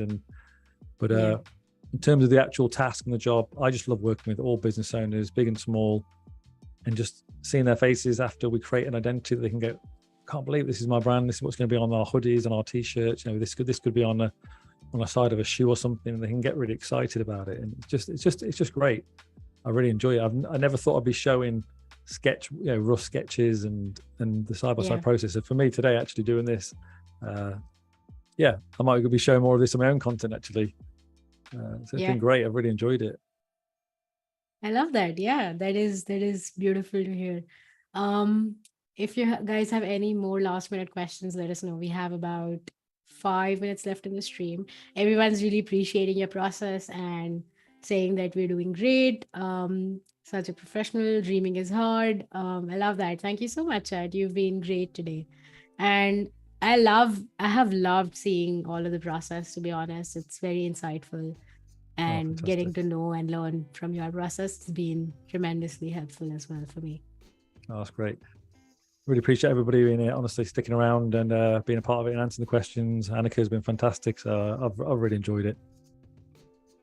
Love that. So what are we doing now? This is just something I always like to do quickly. So we'll just close on this. I know we're coming right up to it. Again, this is again. It always feels like it's every effort I do is just I'm trying to reach. I'm trying to make sure that in my mind that this is right, because I don't want to go so far and doubt this brand's going to work or not. So what I always like to do is just get an image that from the library that I've already created, building that kind of case study up at the start of what we're going to do for the brand. So it's an image of a guy. He's obviously up early and he's working on his laptop, and I'll do that with any industry I work with. So sorry, I'm trying to talk and then design at the same time. No worries. I think why not just wrap up now and show us what you did on day one in a really quick 2-minute walkthrough, and tell us what we're going to do tomorrow. Okay, fantastic. Yeah, that's great.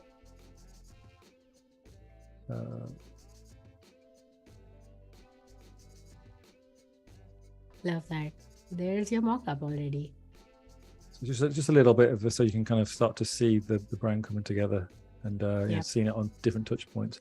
So to summarize, what did we start with? We looked at the process of understanding the client.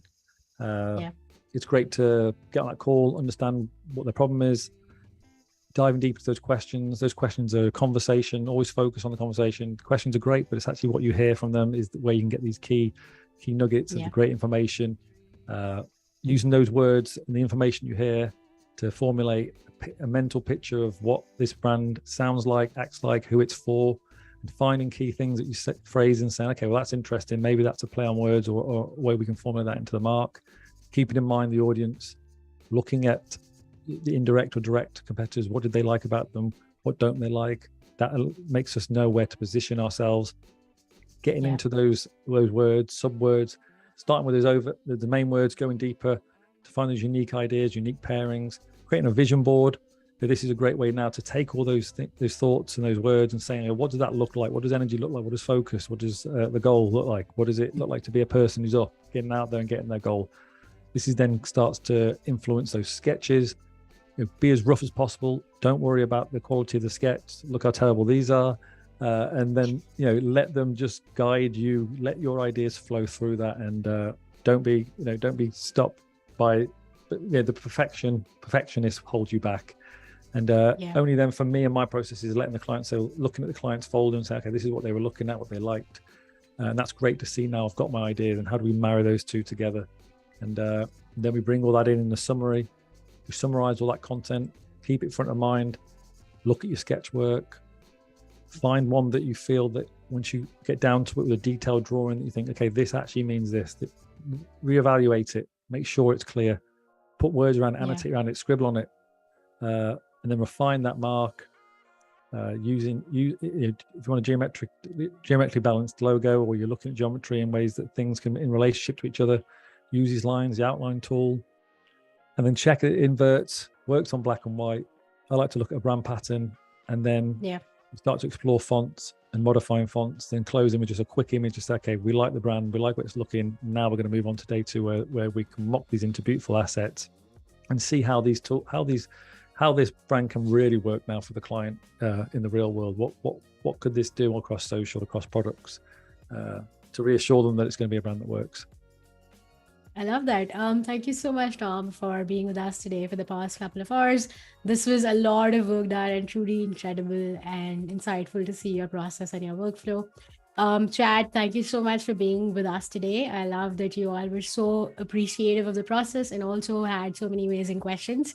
We will be back tomorrow at 12 p.m. Pacific time for part 2 with Tom from TGS Creates.